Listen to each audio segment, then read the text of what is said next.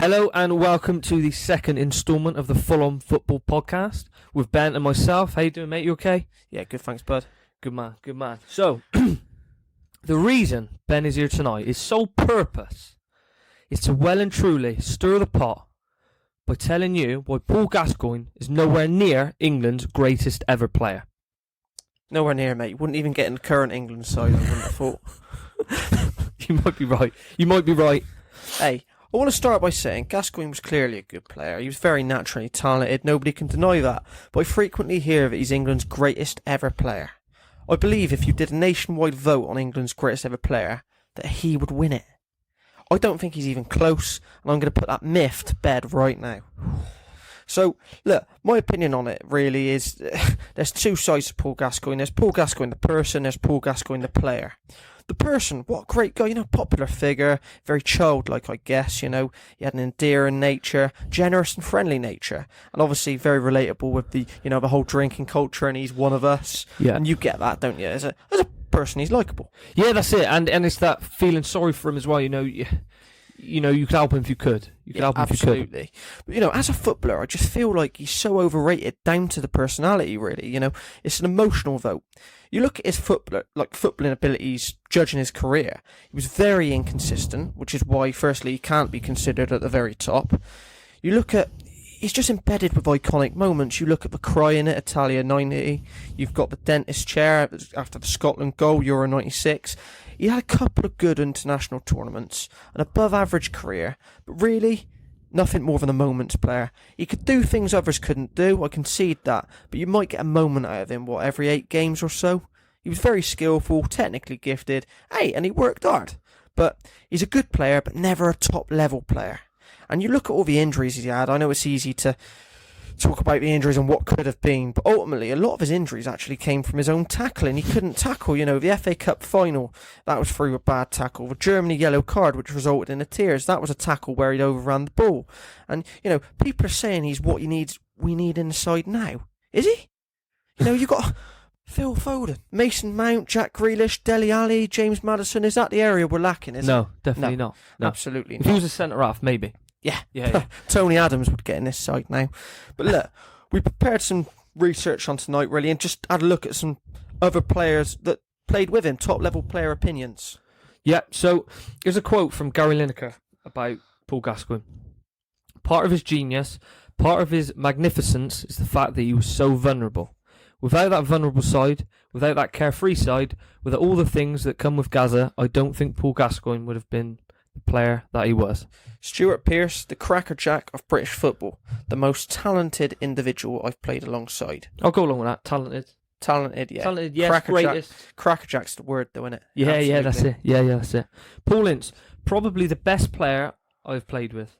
What more can I say? He's a maverick. He just had everything. And that's Paul Ince, Man United, Inter Milan and Liverpool. Yeah.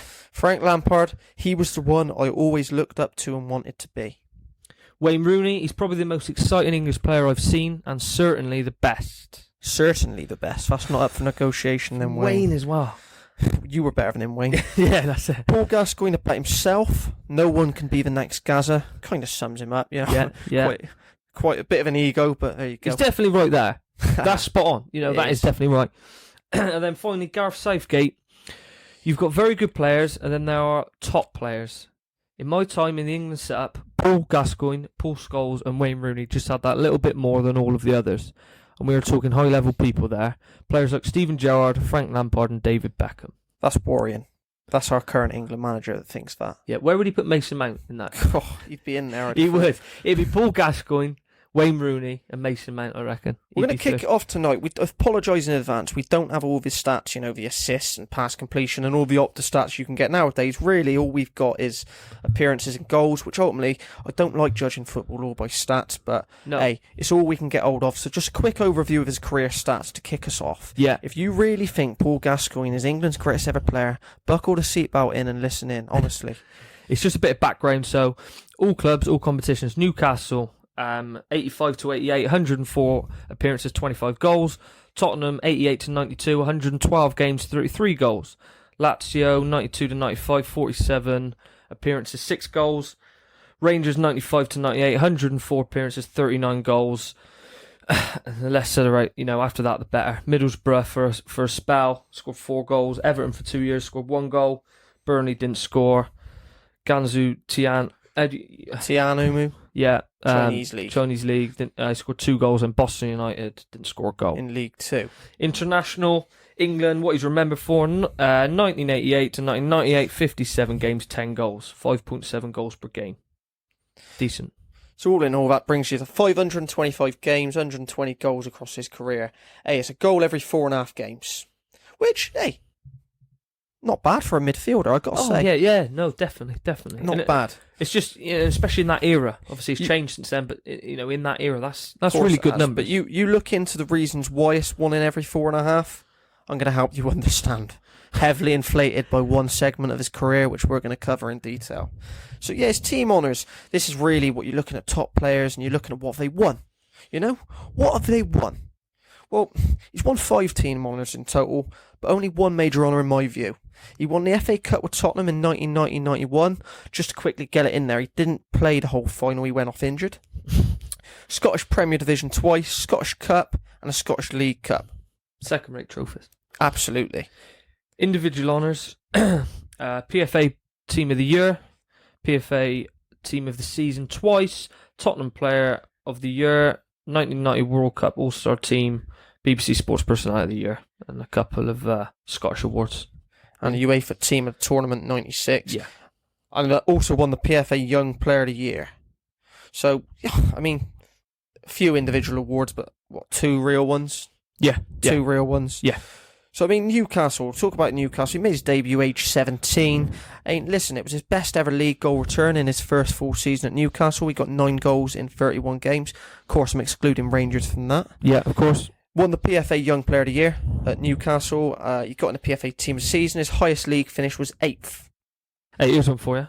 Johan Caboy played for Newcastle, right? Yeah, good player. Who had a better goals per game ratio? Johan Caboy or Paul Gascoigne? What, say Gascoigne? Yeah, he did. He just edged him. So, Caboy scored once every 4.64 games. Gascoigne once every 4.16. So, just over 1 in 4. Caboy 1 in every 4.5. So, not bad. But hey, I'm not sticking the knife in the Gazza. I just want to make the point. I like him. I like him as a player. I'm not sticking the knife in. Was Johan Caboy? Is he a Premier League great? No. Is he a French great? No. Is he a Newcastle great? Wow, no, not really. And there's another one. Kevin Nolan. Who scored more goals per game? Kevin Nolan or Paul Gascoigne? This is for Newcastle again. Well, again, you'd say Paul Gascoigne, wouldn't you? Newcastle legend. I'm afraid not. Kevin Nolan in 91 games scored 30 goals. Paul Gascoigne in 104 games scored 25 goals. Same position. Attacking midfield. So Nolan got 1 in 3 and Gascoigne's got 1 in 4, was it? Yeah. So look, the verdict of him at Newcastle, really, he was an exciting natural talent and amazing character. And you wouldn't have guessed that though, would you, with Nolan? Oh, no chance, mate, no chance. But look, he got his transfer to Tottenham, 1988, signed for 2.2 million, and at the time, the world record transfer was Ian Rush, 3.2 million to Juventus. So that's a bit of context. And how do you get on at Tottenham, huh? So he was Tottenham Player of the Year. God, what an award. Yeah, Tottenham Player of the Year. To give that a bit of context, Stephen Carr won it in 99 and 2000. So he won it twice. Yeah, Michael Dawson won it in 2009, I believe. I would say Tottenham, you probably had in terms of his best season, 1990 to 91, probably had his best season. Yeah. He was an FA Cup winner, his only proper honour. Obviously, that FA Cup season, he was instrumental. Massive hand in them winning that. 6 goals and 6 in the FA Cup. Made a PFA Team of the Season whilst he was at Tottenham. Can't argue with that. Oh, and the goal against Arsenal, mate. Oh, in the semi-final. What a free kick that was. Good, Let's go 1-0 up. Yeah. And then they won 3-1. But again, down to his bad tackling, like I said. Subbed off with the injury in the FA Cup final for the tackle he made on Gary Parker. And Stuart Pearce scored that free kick. Ultimately, yeah, they won 2-1 after extra time. But this injury meant he was ruled out for the entirety of his final season at Tottenham. Here's one for you. Similar vein to the last two. Go on. Dele Alli, a player that at 24 years old is on the way out of Tottenham. Really, I think realistically, I don't see his career. The way Jose's setting the team up, he's not on his plans. He's probably on his way. And many people say he shouldn't be anywhere near the England side. It's Dele Alli. Who had a better goals per game ratio, Dele Alli or Paul Gascoigne? Gascoigne. Gascoigne just a goal in every 3.39 games, whereas Dele Alli a goal in every 3.58. So slightly better. Again, it's not all about stats. I'm sure Gascoigne had a lot of assists. As did Ali. We don't have those stats. Opta wasn't around back then. So they're very neck and neck, is what you're trying to say. Very neck and neck. Again, Paul Gascoigne though, England's greatest ever player. Dele Alli deemed not good enough for the England squad. So Dele Alli's, just get this right, Dele Alli's a 24-year-old. 24-year-old that can't get in the England squad. We're looking at somebody that can't get in a 6th place Tottenham side, right? And we're saying that he's neck and neck with Paul Gascoigne at Tottenham. Yeah. Right? And you're telling me one is England's greatest ever player and one can't get in the England squad and needs to be sold from a 6th place side in the Premier League. Yeah, and at his age as well, you'd expect, like you alluded to earlier, Dele Alli's best years are probably ahead of him. Yeah, nowhere near his prime. Hey, listen, I'm not going to knock it. Gascoigne had a good time at Tottenham. Probably the best part of his career. Well, Rangers, but best part for me. Instrumental in Tottenham winning the FA Cup. And had he not suffered that FA Cup final injury, what could have been? But look, we're not here to do ifs, buts and maybes, are we? We're doing absolutes. So. Lazio. So we went to Lazio after Tottenham.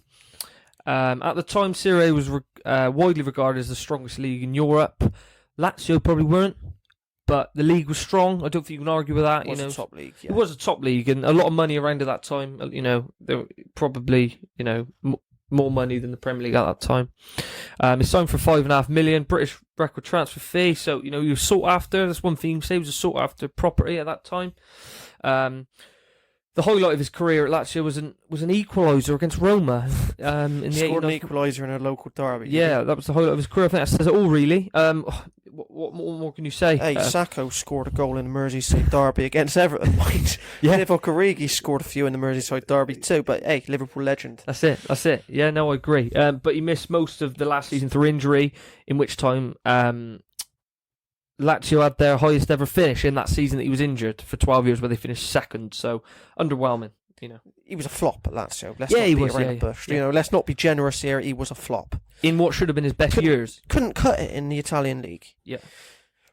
That brings us on to Rangers, really, which is probably his prime. Albeit it is a weak league. And I just want to add, when he signed for Rangers, they'd won the league 7 years in a row before he signed. Lack of ambition. What a challenge that is. Go on then, how did he get on in his Rangers career? So, again, another club record fee, $4.3 million, a lot of money at the time. Won the league, won the league twice, won the Scottish Cup, won the Scottish League Cup. First taste of European football, ironically. He played for Lazio for 3 years, didn't get picked in any of their games in Europe, but he only scored 1 goal in the 7 games for Rangers in Europe. So, top-level football couldn't cut it, you could argue, perhaps. Scored a hat-trick against Aberdeen to wrap up the title in his second season. Fair enough, you can't argue with that. Aberdeen are a big side in Scotland that time. PFA Scotland Player of the Year, Scottish Football Writers Association of the Year. The last season he was there, though Celtic won their first title for 10 years, and then he missed out on the France 98 squad on the back of that, which was controversial. It's funny that it's controversial because I'm going to cover this in a sec, but you've just finished second in the Scottish League. They've not won the title for the first time in 10 seasons. He's a big part of that.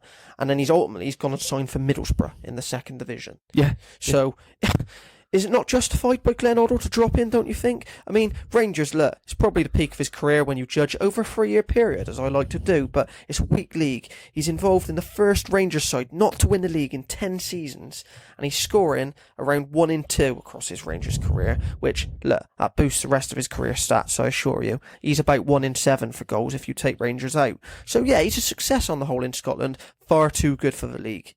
What about the rest of the clubs he played for?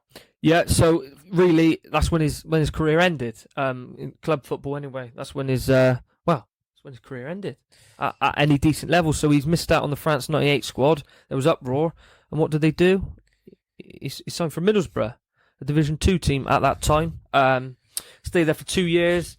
Went to Everton, played 38 games, scored 1 goal, and then went to Burnley, went to China, ended up at Boston United. forgotten. 6 years, that is. 6 years. Forgotten part of his career, Forgotten. mate. No one, no one knows. No one knows a lot about that, really. Listen, we'll just end it on this. I'm just talking about his club career, and I don't want to just get too stats heavy. I appreciate that we've been talking, in depth on stats, but ultimately, I can give you my opinion. I just want to tell you why I think what I think. Really, we're talking about England's greatest ever player, and we're talking about what's he won. It's not a lot if we're looking at it. Just going to finish on the level of teams he played in, and then we're just going to go off for a quick little.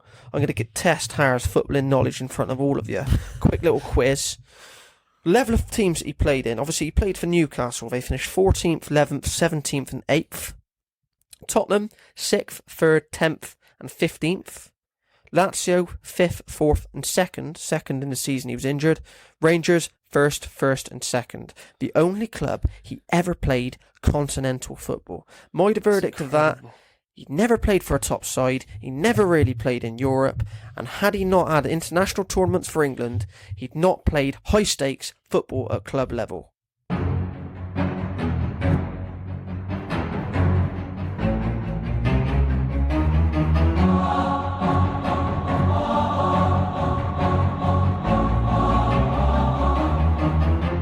Hello guys, and welcome to the Full On Football Quiz, where I'm going to demonstrate Harry's array of football knowledge, or lack of if you like, Yeah. live on air. We'll Right then guys, let's see what you know at home. Get in touch with us, tell me if you knew this. Tonight's topic is all-time international goal scorers. How do you feel about it? Confident? Yeah, confident on the more obvious ones, perhaps. Hey, I bet there's a few curveballs. I've not in been there. too mean to you tonight, mate. No, I really haven't. No. Hey, we're going to start off. Who is the all-time top goal scorer for the Netherlands? Question. I tell you, I don't know. Who are you thinking, mate? Van Nistelrooy, I think he played a lot for Holland. Van Persie, perhaps. Van Basten, maybe. So anyone with Van in their name. Anyone with Van, yeah. Van Bronckhorst, no, not quite. Not quite. Van Bommel, no. Go on, lock in a do you know final what, mate? answer. I'm going to go Van Nistelrooy, final answer. Oh, you're joking. You're joking. No, mate. Robin Van Persie, Oh, Van 50 Persie. goals. Obviously, yeah, a lot. 50? 50, yeah. Very good. Yeah, fair. What about who is the all-time top goal scorer for Spain? I'm sure you'll know this one. I think I've heard this one. I think this has come up in the past. I'm going to say Torres. No, I'm going to say David Villa. Final answer. Correct. Is that right? The all-time top goal scorer for Belgium. Lukaku. Final answer. No question. No one else has played for him. Spot on. No one else has played for him, really, have they? No They didn't have a good side until 10 years ago. No one's near him, mate. No. No one's near him. Yeah. Here's one for the ones punters at home. And for you, of course, Har. Yeah. Who is the all-time top goal scorer for Germany? Now, just to clarify, I'm including West Germany. Right. I just want to clarify that, Yeah. all right? Okay. Germany. Gerd Müller, until about 10 years ago, had the all-time record for like a calendar year season, until Messi beat him. Yeah. He was, by all accounts, a serious player, obviously before our time. I think it would be between himself and closer World Cups as the record, but I don't know if he did it that much for the national team on the whole. I feel like he had What are a you few going injuries. for, mate? I would go, bottom of my heart, I would probably go for Gerd Müller. You're wrong. You should have stuck with Miroslav Klose. Is that right? Yeah, saying he didn't do it out of World Cups, you're wrong. 71 goals in international football. Phenomenal. 71 goals. I had no idea he played that much. Obviously, Gerd Müller's second, as you said. And do you know he who's was third? second. Do you know who's third? Arsenal. Podolski. Lucas Podolski. Oh yeah, Can I you know he believe played a that? lot of football for Germany, despite not ever being that good. Just to finish this up, your last one. Who is the all-time top goal scorer for Scotland? Scotland. Christ. Scotland. I'm going to say Alan Brazil played a lot, but he didn't take things seriously, I don't think. There's a lot of players who played for Scotland. Gordon Strachan, I don't know where he played, to be honest. That's sort of where it falls down. I know Ali McCoy's played a lot of football for I'm going to say I think it might be Ali McCoy. He's close. He's up there. It's actually 2. Dennis Law, Kenny Dalglish, both got 30 goals. Law did it in about half the games. Go on, I'll throw you in a bonus just to finish this off. One word answer. One word answer. You're going to get this one. I can feel it. Northern Ireland. Northern Ireland. Is it that fella who scored against England a few years ago? What's his surname?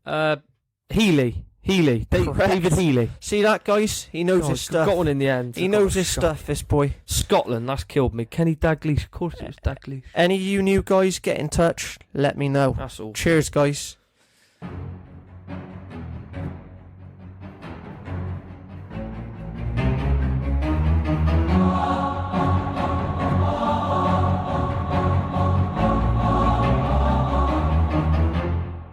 Hello, welcome back to the Full On Football Podcast. I'd like to apologise for my poor form in that quiz. Kenny Dalglish, Dennis Law for Scotland. That's poor from me, isn't it? It's really, mate. I expected better. Yeah, no, you'll get me back, won't you? Yeah, I'm sure, mate. I'm sure. The same with Holland as well. I think I was interested about Van Persie.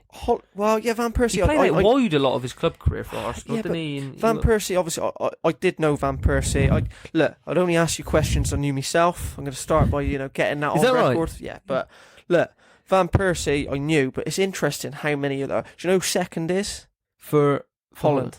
No. It's Klaas-Jan Huntelaar. It's not Van Nistelrooy then. No, Klaas-Jan Huntelaar. Look, Van Nistelrooy, Cruyff, Van Basten, they're not even in the top 5, I don't think. It's unbelievable. That's unbelievable. They're the first you'd think of. Iron Robins about 6th. Yeah. You know, Patrick Kluivert's up there. Yeah, some serious players Holland had over the years. Obviously, Dennis Bergkamp being one of them in our league. Yeah, how they never won the World Cup is a joke, really. Some of the 3 World Cup finals. But, they'll get there. Hey, we'll cover it at another point, but what side they've had down the years. Yeah. Hey, let's move it back onto the Paul Gascoigne show. The task at hand. So, just want to start. Let's talk about the things that people want to hear. Italia 90 and Euro 96. Let's talk about it, Har. I want to start on Italia 90, chronological order. Look, he didn't score in the entire of Italia 90, but I'll concede. I've watched every game in full. He had an amazing tournament. Burst on the international scene. The assist for Mark Wright's winner against Egypt in the 1-0 win. Fantastic. England topped their group. Obviously, he took the free kick against Belgium. You'll remember David Platt hit the old swivel volley and went in.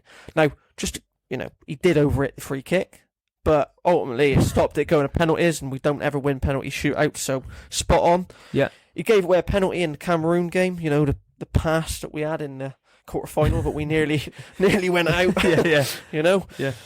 But he did get the assist for the winner against Cameroon. The pass, you probably remember it. The one that he slotted through to Lineker, who was then fouled and scored the penalty in extra time. Mm-hmm. Italia 90, again, this is the tears against Germany in the semi-final. He ended up in the 1990 World Cup All-Star team. He ended up as Sports Personality of the Year. And listen, that ain't a football award, is it? No. That's everything what I'm trying to say. Great personality, not the best ever footballer. Good footballer, not a great footballer. That's what I'm trying to say. Yeah, of course, yeah. And look, Italia 90, I want to get on at some of the people at home. After Italia 90, we lost in a semi-final to West Germany, as you'll know. Very iconic. There was a homecoming parade. Now, maybe I'm being harsh, but homecoming parade for a team that's lost in a semi-final. In Germany, that is failure. Yeah. Right?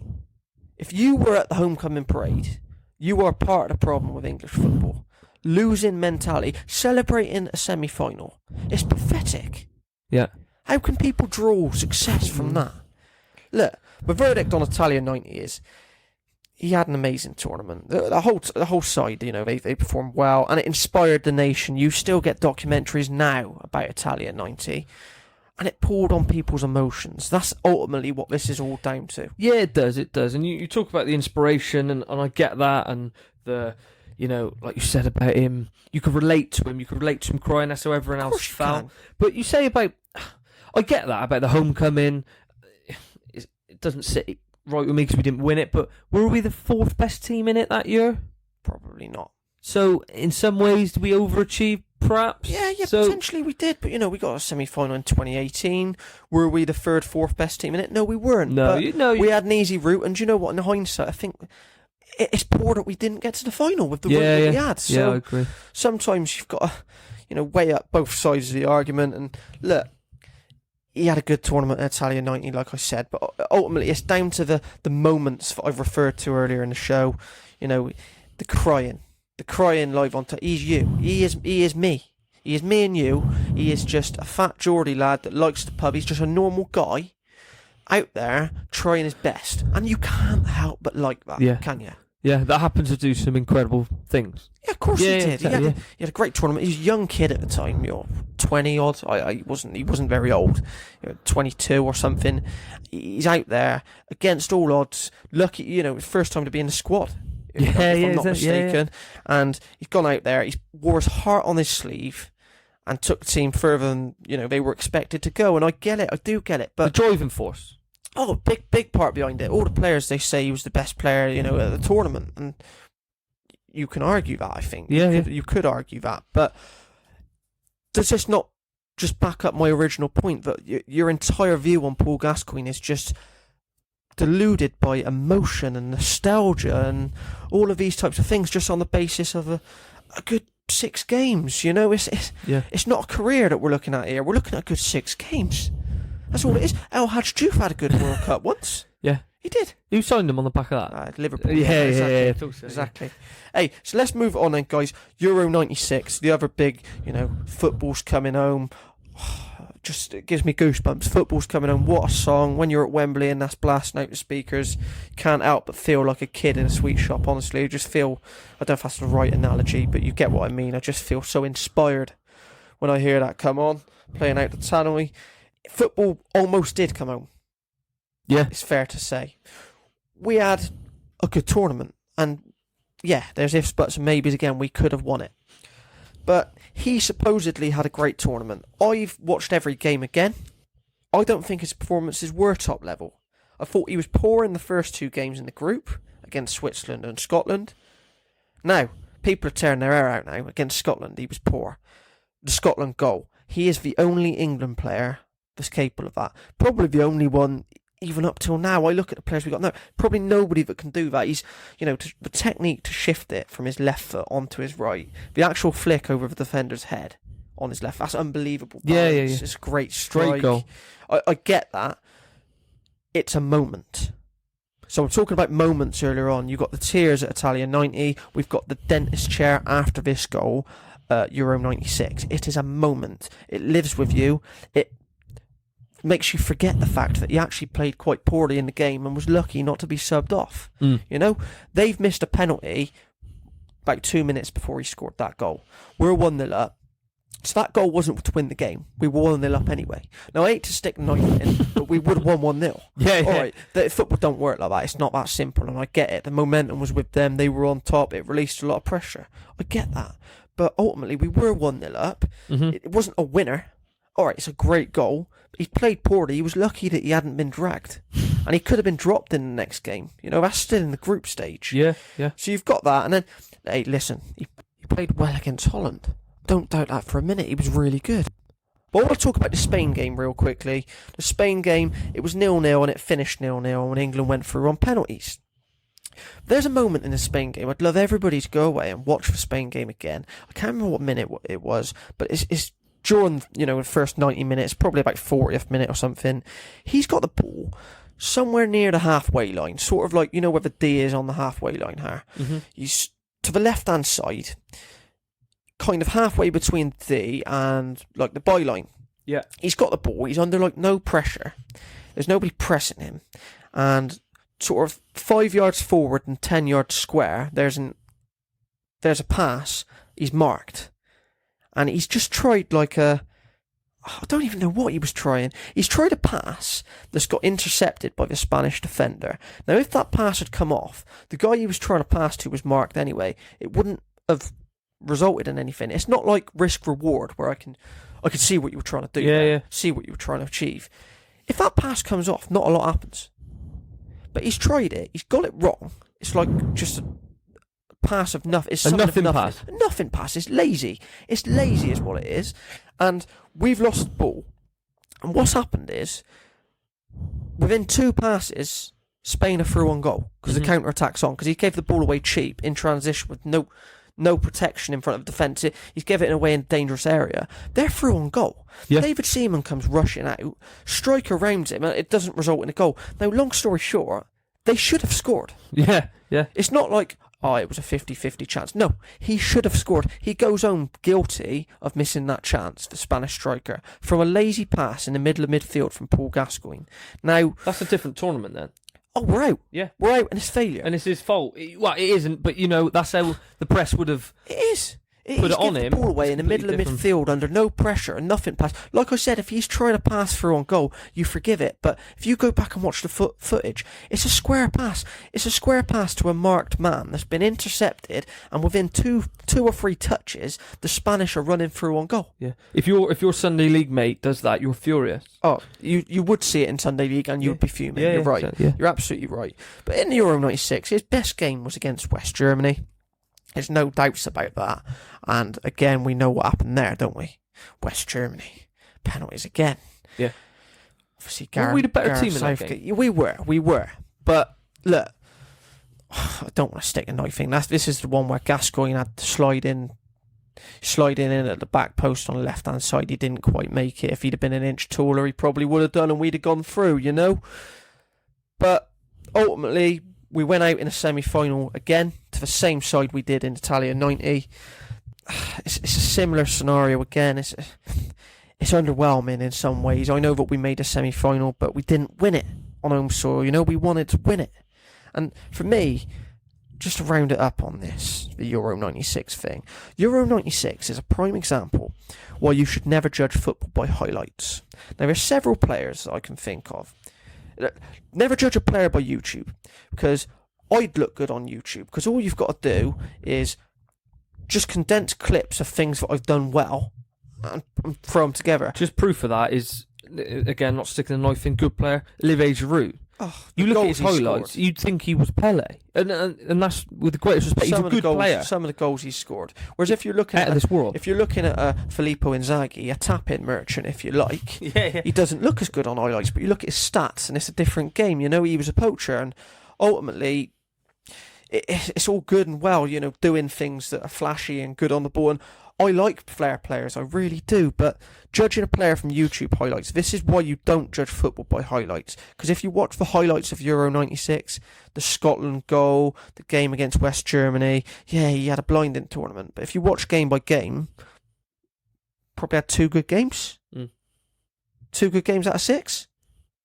So, how he's in team of the tournament, I don't know. For me, Gary Neville, Steve McManaman, Alan Shearer, Tony Adams all had better tournaments than Paul Gascoigne for me. That's 4 English players. Yeah. He's lucky to be in team of the tournament. Again, that's just people voting with their emotion. That's all it is. It can be nothing else. Here's one for you. Go on.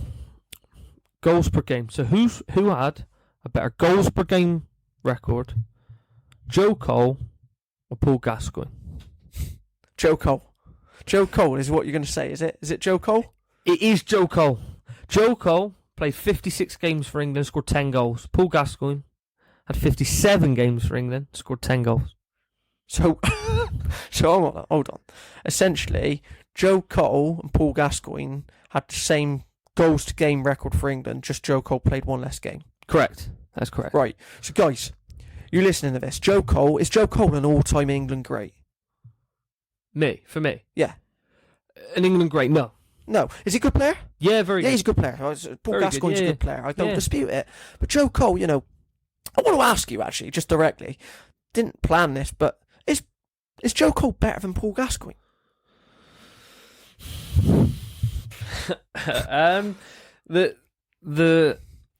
The talent in me says, the talent in me. From a talent perspective, I'd say Gascoigne's slightly better.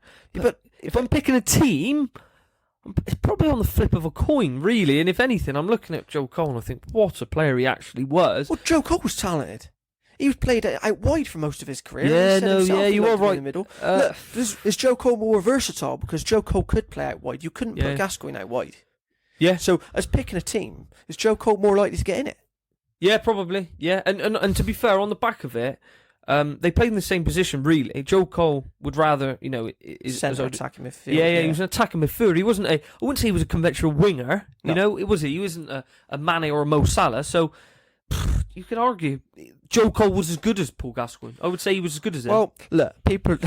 I know what people are like. People are saying, Joe Cole, what you want about, you two ain't got a clue. But ultimately, Joe Cole, this is a player that's won back-to-back league titles for Chelsea and was an integral part of it. Yeah. I'm telling you, Joe Cole was a serious footballer and was played out of position for large parts of his career. To play in a Jose Mourinho side and be relied upon every week, you cannot be a passenger. Let me assure you of that. Joe Cole was a top footballer.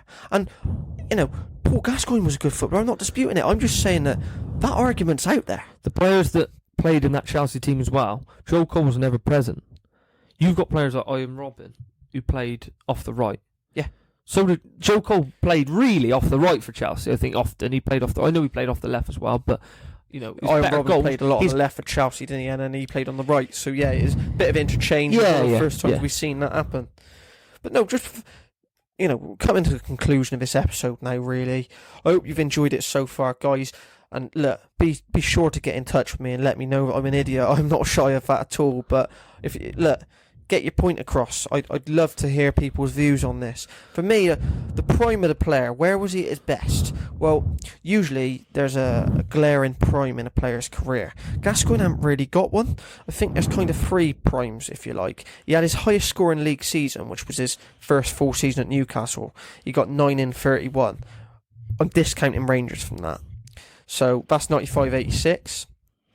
1990-91 for Tottenham, highest scoring season all competitions. He got 19 in 37, outstanding season, PFA Team of the Season, and won the FA Cup.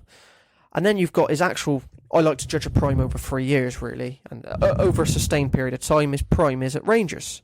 1995-98. What a waste of talent. What a lack of ambition. Yeah. Your prime at Rangers. This is a player you're telling me. Well, we're going to come on to this. In fact, I'm going to come on to it now. England players better than him. I'm going to name you England players better than him. I want you to sit opposite me and argue with me if I'm out of order. Yep. Right? I'm going to give you 10 certainties. Steven Gerrard is better than Paul Gascoigne. Frank Lampard, Paul Scholes, Bobby Charlton, Ballon d'Or winner. Wayne Rooney, Michael Owen, Ballon d'Or winner. Kevin Keegan, 2 times Ballon d'Or winner. Stanley Matthews, Alan Shearer, Gary Lineker, all 10. Was there a name there? You're going to argue with me. No, not one. Not one. Right, debatably, I'm going to take it further. Michael Carrick, different players, completely different players. Paul Gascoigne's more talented. Michael Carrick's won the Champions League. Michael Carrick always played top level. Michael Carrick was a top player. He probably played 400 games for Man United. In a winning side. Yeah. So what a player he was. Joe Cole.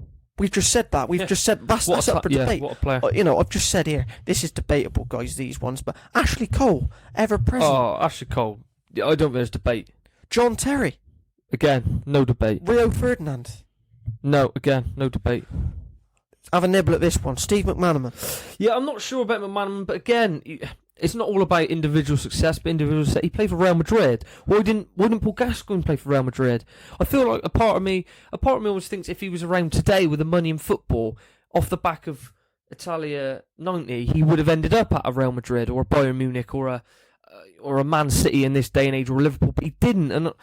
And I know it was a different era, but why didn't he? I don't get it. Why didn't he end up at these teams where all these players did? Man United tried to sign him, and Fergie went on holiday, didn't he? And then Tottenham promised to buy his parents a house, so he went to Tottenham. Yeah. You know that story. So again, what if? It's another what if, and I'm not interested in what ifs. We're evaluating the career that's happened now. Yeah, so definitely. There's no room for a negotiation. Right. And on the Steve McManaman thing, this is a guy that's won 2 Champions Leagues. He scored in a Champions League final. He was Liverpool's best player before he left. I watched Euro 96.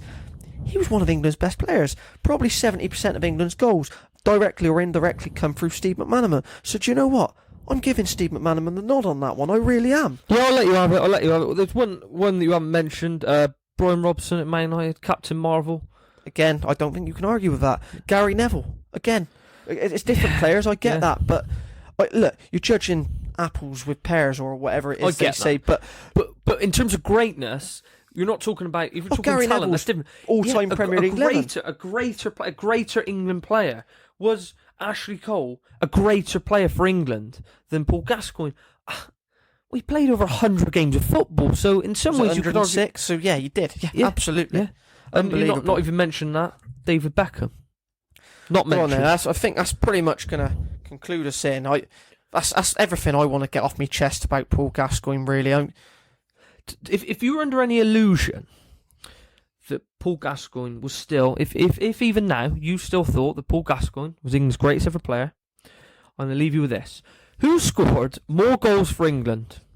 Danny Welbeck or Paul Gascoigne? Well, you wouldn't have asked the question unless it was Welbeck, would you? Yeah, it's Welbeck. 42 games, 16 goals, compared to Gascoigne's, as we said earlier, 57 games, 10 goals. Now, it's not all about stats, I get that, but... And it is different positions, I get different that again, but Danny Welbeck, who, is playing Championship football right now, as did Gazza. Just to conclude then, Danny Welbeck, far more England goals, far superior striking rate for England, and that's a player that second-rate Premier League player. Yeah, I was going to say, is he a Premier League? He could be in second division, and nobody would bat an eyelid. You got Kevin Nolan. That people are not Kevin Nolan, but Kevin Nolan scoring 1 in 3 at Newcastle, scoring 30 goals in 91 games. Paul Gascoigne closer to 1 in 4.5. So Newcastle legend, and Kevin Nolan's not. Yeah. How does that make any sense? Again, I'd love to see an argument. If guys. Thanks for listening. It's been an unbelievable show. I've really enjoyed getting this off my chest. I hope you've enjoyed it, whether you agree or disagree. If you've got to the end, make sure you subscribe to this podcast. Make sure you tweet me and let me know what you think about Paul Gascoigne. Hey, cheers for coming along, mate. Appreciate it. Yeah, cheers, mate. Thanks, guys. Thanks for listening.